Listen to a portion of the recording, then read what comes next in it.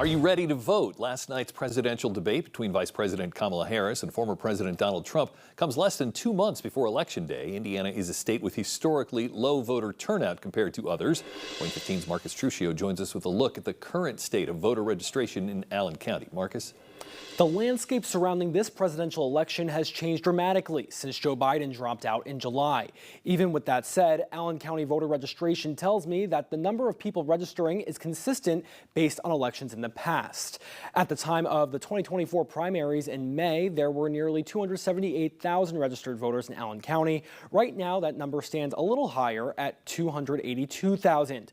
Those numbers are higher than registration for the last presidential election in 2020. Of course, Allen County has grown since then, and the COVID-19 pandemic was at its height.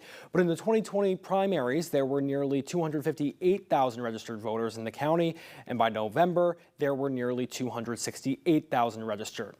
Just because registration is up in the county doesn't mean voter turnout will be. Indiana as a whole doesn't have a good track record when it comes to voter turnout.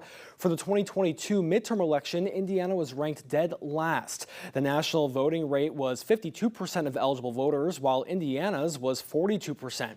In presidential election years, it's not much better. In 2020, Indiana ranked 46th for voter turnout. Indiana currently sits at 40th for voter registration, with only 2/3 of those eligible to vote being registered. Candidates have to really push for the vote.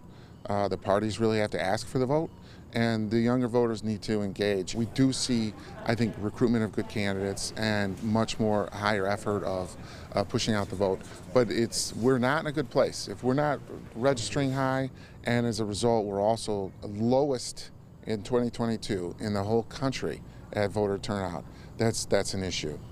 Even though both presidential candidates have made noticeable efforts on social media, Mike Wolf with the Department of Political Science at Purdue Fort Wayne says the younger generation is still proving difficult for parties and candidates to figure out.